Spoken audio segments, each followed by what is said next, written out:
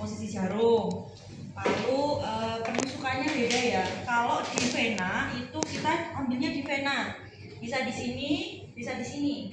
Kalau yang pengambilan darah arteri itu di mana saja? Arteri apa yang di sini? Radialis, pulmonalis, radialis. Ini radialis. Yang di paha?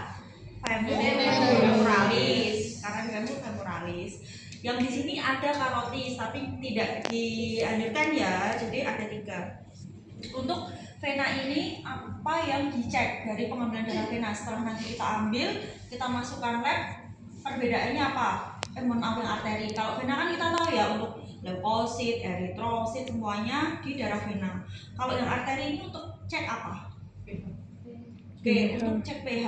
Jadi nanti ada pH, lalu untuk mengetahui gangguan pertukaran di paru. Jadi ada HCO3, ada PaCO2. Nah, itu nanti setelah diambil darah arterinya atau nanti setelah diambil di lab, kita akan ada hasil yang berupa pH, lalu berapa PaCO2, HCO3, lalu kita harus bisa interpretasi.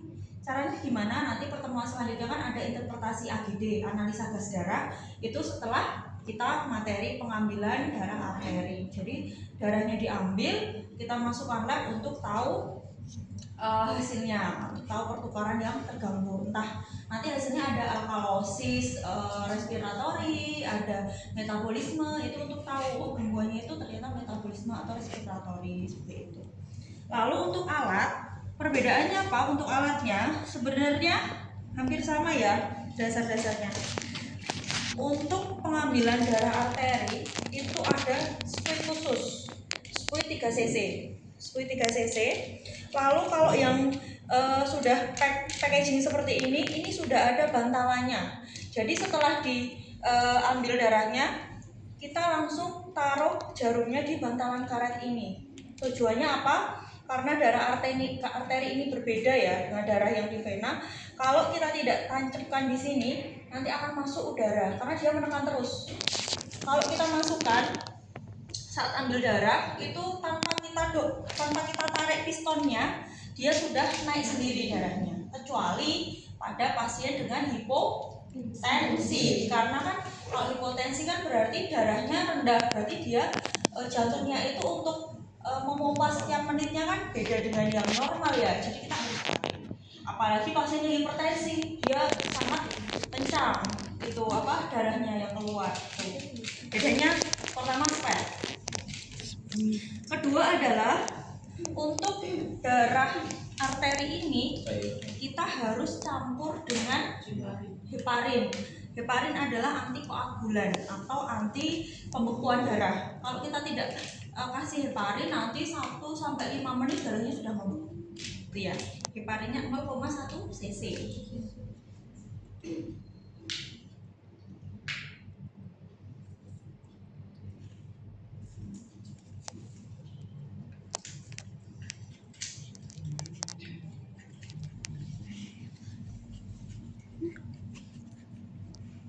Heparinnya ini nanti kita ambil 0,1 cc. Misal kita mau setelah ambil darahnya mau ditaruh spek sini dulu selama beberapa waktu, heparinnya ditaruh sini nggak apa-apa. Tapi kalau misal kita mau langsung masukkan ke tabung darah, itu silahkan cari yang ada lithium heparin. Jadi ini sudah ada heparinnya. Jadi setelah ambil darah, speknya itu ditaruh di karetnya. Setelah itu pasien ditutup dulu, di dip dulu sampai tidak keluar, baru nanti langsung darahnya ditaruh sini. Tapi ini sudah ada heparinnya, jadi nggak usah ambil yang di sini, nggak usah taruh heparin karena sudah ada di sini. Itu ya, nanti kita simulasikan gitu. Lalu kenapa ada pengukur suhu? Karena untuk pasien demam itu tidak boleh dilakukan ya. Kalau vena mungkin boleh ya, kalau ambil darah vena, tapi kalau ini nggak boleh. Nah biasanya ini gimana tuh ambil darah arteri ini?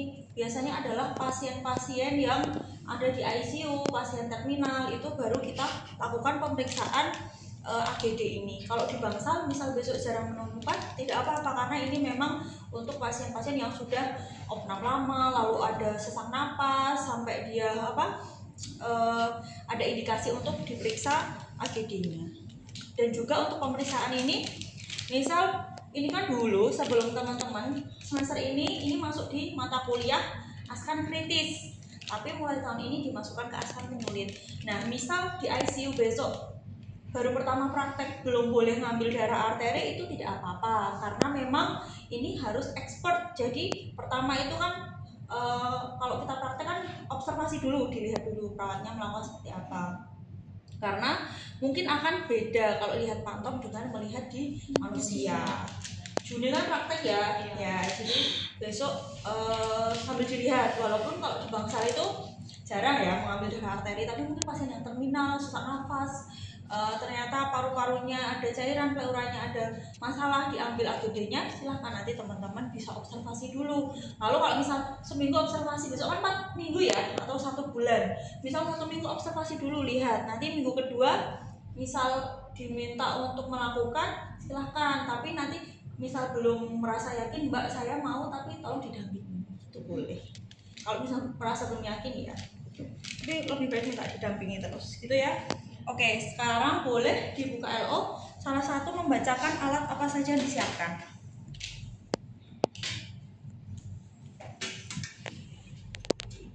Oke, pertama siapkan ini ya. squid. Kalau ini namanya bak instrumen. Bak instrumen kalau prinsipnya steril, kita membukanya harus dari atas seperti ini, lalu seperti ini. Ini juga itu steril, tapi karena ini prinsipnya bersih, jadi tidak harus kita perlakukan secara steril. Nah, yang di bak instrumen itu apa yang disiapkan? Salah satunya nggak apa-apa. Squid berapa? 2 mili. Oke, squid 2 mili atau 3 mili. Kita pakai yang sudah packaging khusus ya, kita pakai yang 3 mili. Ini 3 mili. Kita tengok. Ini fungsinya untuk apa? Kalau misal mau darahnya masih mau nanti kita masukkan ke tabung darah, kita bisa ganti dulu jarumnya dengan tutup ini. Dengan catatan sudah diberikan heparin. Squid 3 cc. Selanjutnya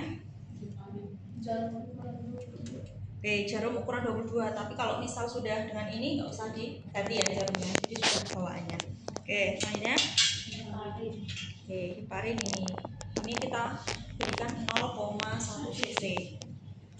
Oke, lalu apa? Oke, itu di next apa? Penutup jarum itu karet ya. Karet kalau misal kita nggak punya, ini kan karena memang squid khusus pengambilan darah arteri ya, itu pasti ada. Tapi misal tidak ada dan kita harus memakai jarum squid 3 cc yang biasa, kita bisa memakai, kalau di Flagot tahu nggak, Flagot infus itu kan ada karetnya. Nah, itu bisa diambil, bisa dari situ bisa diambil. Kalau rumah sakit yang mungkin belum punya seperti ini di daerah, itu biasanya dengan itu karet itu.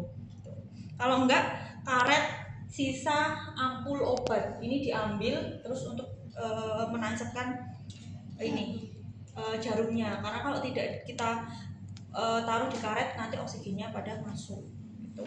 Oke, selanjutnya setelah karet itu Kasa steril. kasa steril. Untuk apa kasa steril? Sebenarnya kasa steril itu untuk desinfeksi, tapi kalau kita punya alkohol swab, pakai alkohol swab saja. Oke. Oke, plester nanti untuk untuk fiksasi. Kalau pengambilan darah vena itu mungkin 1-2 menit sudah darahnya sudah tidak keluar, tapi kalau arteri itu bisa sampai 5-10 menit harus didip. Oke, selanjutnya oke, pengalas kita menggunakan perlak. Ini perlaknya. Oke, selanjutnya apa? Handuk kecil. Oke, handuk kecil. Kenapa pakai handuk kecil? untuk pengambilan darah arteri ini lebih mudah kalau misal di bagian sini kita berikan nanti ini alas handuk supaya lebih mudah. Kalau vena nggak perlu. Tuh, selanjutnya. Sarung tangan sekali. Oke, sarung tangan sekali pakai. Kalau untuk pengambilan darah arteri, prinsipnya steril atau bersih? Bersih. Jadi memakai sarung tangan handscoon biasa. Selanjutnya, sudah? Obat anestesi lokal jika diperlukan. Oke, jika diperlukan, misal pasien itu ambang nyerinya sangat rendah atau pasien tersebut membutuhkan obat anestesi lokal, biasanya itu diberikan lidocain lokal ya. Jadi nanti di Diberikan sekitarnya lidocain. diberikan anestesi, tapi jarang biasanya. Baik ya? Obat berisi es. Obat berisi es ini juga jarang, itu opsional ya. Terus? Kertas label warna. Oke, kertas label. Harusnya kertas labelnya nggak besar ya, nanti isinya nama, nomor RM, dan juga alamat. Kalau sudah di rumah sakit itu biasanya satu pasien sudah ada kertas sendiri ya, jadi sudah ada print dari admisi itu, nanti tinggal kita tempelkan, jadi nggak usah menulis seperti ini. Tapi misalkan harus menulis juga nggak apa-apa dengan label. Oke, sudah? Termometer. Oke, termometer ini ya untuk cek suhu pada pasien. Terus? Bengkok. Oh, bengkok. Oke, bengkok untuk sampah. Sudah. Selanjutnya ke instruksi kerjanya. Boleh dibacakan, kita simulasikan di awal ya.